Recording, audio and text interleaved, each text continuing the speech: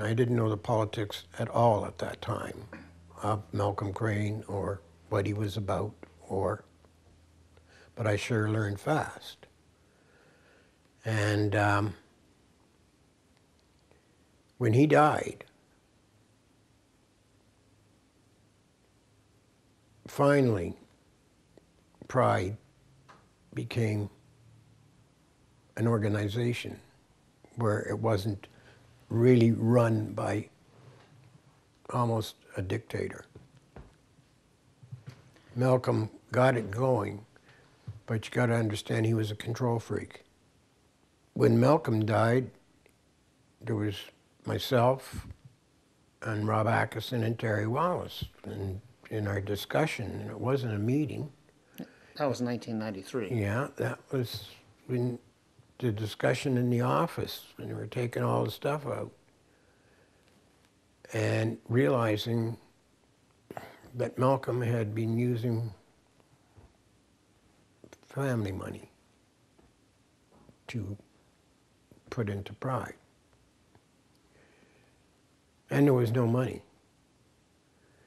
So, and it was like 3 months before. Before the parade. Before the parade.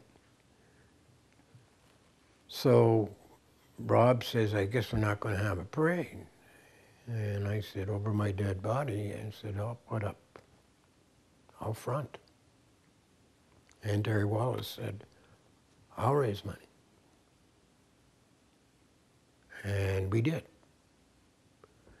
And then we started having general meetings and started to run it more democratic.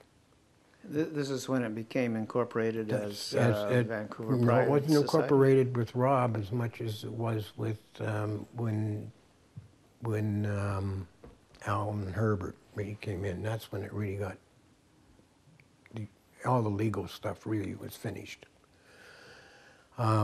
We started amalgamating, but the actual rules and regulations came down at that period of time. It's my understanding that those were much more democratically oriented, so that people, yes, it was. General public could be General part of public could be part of it, and there was open meetings and so forth. Like, those were the kind of things I was doing. I was doing the picnic to raise money for Meals on Wheels, which Easter came to Terry and myself about getting going. And we were the ones that gave her the financial support at the beginning to get it going. And that's why I was running the teddy bear picnic. Originally, the first picnics were illegal, and they were for baseball, but I was doing them too. When were the first picnics? They were at the Hollow Tree. They were back in the in the 70s, just early 70s, or pardon me, late 70s and early 80s. And it was just where all the guys from baseball would get together and go to the Hollow Tree, and we'd sneak in beer and have a party and have games and so forth. There was some reports about the picnic in the area of out in Abbotsford, or out in Yes, there was. Mission? We had one big one out there. That's correct. And it was a place where we rented the whole venue, and everybody pitched tents, and it was that kind of a picnic. That went for 2 years only. And it got a little bit wild, I would think, and I guess the owner got a little bit worried about it. Some money from that was raised that eventually went into the Gay Community Center at the beginning. Yeah. The next thing I did was, with Pride, was I started the dances at the community center. At the center? Yeah, at the Western Community Center. Oh, the West, yes, Yeah, okay. yeah. The big dances on the afternoons, like just after the events down at the waterfront. There was nothing except clubs. So I saw a great potential for, because you got to make money to run Pride.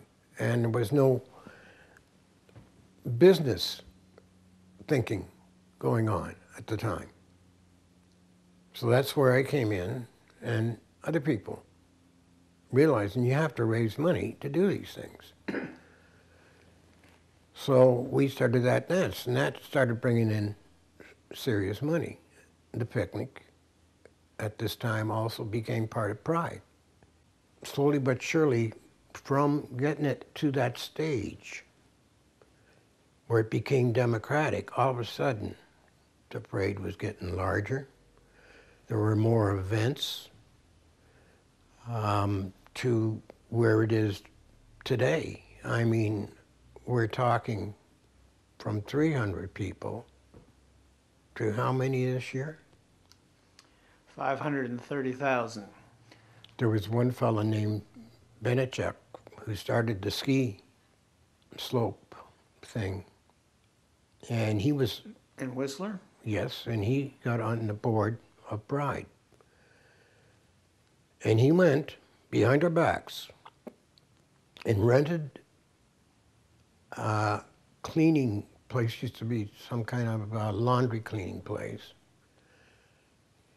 Did not get permits. It was a fire trap. And did this behind the back of the board. Well, being on a director, on a board, and if anything had happened, all of us, including Alan, would have been sued or whatever. We got a very nasty letter from the city. And I was the one that read Benichek's speeds. Actually, Tim Stevenson, after about 2 minutes, slowed me down because I was really quite annoyed that somebody, not thinking of anybody, not thinking of the ramifications of what he did, could have set Pride, could have destroyed Pride. And that type of thinking, that ego type of thinking that somebody as an individual has a right to go and do something without anybody else knowing about it. So this is mid-1995, maybe? 95 or 94. Yeah. It's the actual, when the legal stuff was finally put in order. Yeah. And then Benichek came in after that, and that's why he got, and then he thought I hated him, and I didn't hate him. It was just, I tried to explain to him. I said, you know, one thing is running your ski when you are in charge of what you're doing. But I said, with Pride, it's the community thing, it's the society. Anyways, that was the beginning of, and I really put it to Alan, I give him a plus because he really did the political end of it, and him and Tim Stevenson were two major assets to the board when they got involved. And it was rather funny because I got involved with both of them when they were going to run for City Hall. Tim came down and saw me and told me what he was planning on doing, and I gave him 100% support. So I went and got involved with helping him, and I did with Alan all the time too. And I think both of those guys have never got the credit that they deserve. And the third person that never, well, he did get the credit. I think Terry Wallace was recognized. But I think that Tim and Alan have never got the recognition that they deserved.